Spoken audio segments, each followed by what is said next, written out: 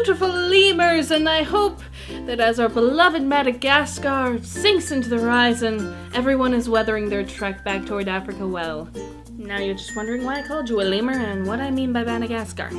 You know how the evolutionary ancestors of primates all lived in Africa until a few got stuck on a log and floated out to Madagascar, and then they evolved into lemurs, while the other ancestors evolved into monkeys and apes and Cro-Magnons and stuff? That's our story. Think back to around 2008 when several of our more prominent producers got kicked off YouTube by bots, and then we all just gave up on YouTube culture and migrated to Blip and formed our own island. And we formed our own conventions there that even those of us still on YouTube tend to follow. And we've been very comfortable on this little island for the past 7 or 8 years. Now our island home is going away because our main video platform of Blip is shutting down. Now King Julian and all of us other lemurs have to paddle our way back to Africa, or in other words, YouTube. Here's the kicker. YouTube isn't the same anymore. It is evolved into its own culture and it has its own video language. It's not the great other anymore. It's the great everything. People have replaced their morning paper and bathroom crossword puzzles with YouTube. There are a bajillion YouTube celebrities now, and I only know about 2% of them. I have barely dipped a toe in the water here. There are about as many different styles of YouTuber as there are genres of television. Pointing the camera at ourselves and saying funny stuff does not belong to us, and it never did. And comparing the notoriety of the Brothers Walker to the Brothers Green, I think YouTube might be doing it better. I do want to emphasize this is not to discourage you, and calling you a lemur is not an insult. We are in the middle of a big transition between a fishbowl and the ocean. And part of easing that transition is learning what you're getting into. So I've compiled some key philosophical differences between YouTube culture and Madagascar. And these are to kind of help you get in the right headspace. Bots are not evil. They're just indiscriminate. I know we treat YouTube copyright control as like this big bad, but really what all the bots are looking for is unaltered footage and sound of copywritten material. Fair use or not, that's what they're looking for. Put a border around your videos, talk over the music, put a filter on your video so it looks different from the original. Don't use a copywritten credit song, there's tons of royalty-free music out there. Just reenact what scenes from the movie you're talking about. Funny impressions are awesome! Just don't throw up your hands and get mad and give up when you get a copyright strike. That is a chance to be creative and work harder.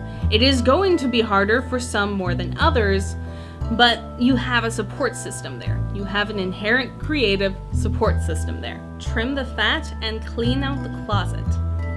We have a lot of things that we do in this subculture that there isn't really a clear purpose to why. It's just always been a part of it. There are certain conventions that we have had since the early days that kind of need to be unpacked and examined. Why does no one do jump cuts around here? Why do we still need a long title sequence? Why can't we just put all the bumpers together on one page? Why do we still need a long credits roll? Questioning long-held conventions that differ from YouTube so much is a good way to transition and find your own style in the middle of it. You are tiny. The whole comedic review faction is a small subset of a niche of a subculture of a subgenre. It's not bad, but it is a challenge that we face in thinking and working within the larger factor of YouTube. If you're going to want to get a wider audience, you're going to need to see what else is out there and learn how to speak a common video language. Be more experimental. I think it's safe to say that the whole clip riff inside joke structure of comedic reviews is not tenable on YouTube. 90% of YouTube follows the style of the Vlog Brothers, which is short and fast and uses jump cuts instead of breathing. You might like that style. You might like another style. You might like a mixture of the two. But now is a wonderful time to experiment with your form and find what works best for you and what translates best for your audience. Don't be stagnant. Just keep moving forward. YouTube is not so much of a performance as a dialogue. YouTubers are very involved with their fans, and they get their fans very involved with their show. Don't just fart it out like, well, finished, hope you like it. engage, ask, listen. Your viewers have a unique, needed perspective that shouldn't be ignored. And last of all, be authentic. I know we have a lot of fun creating these personas that are extreme exaggerations or complete opposites of who we are, but it's important not to lose yourself behind that character.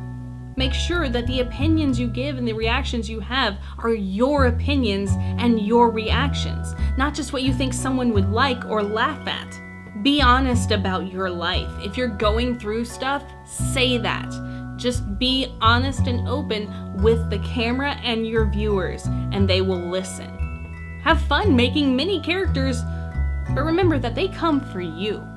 And now that I've given you this laundry list of stuff to think about, you might be indignant, you might be sad, you might be overwhelmed. Well, here's the great thing about advice.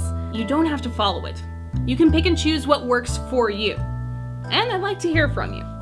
What transitional thing would help you out the best, and what is your biggest challenge?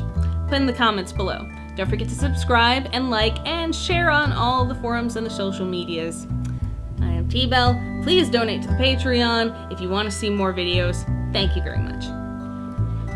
Patreon!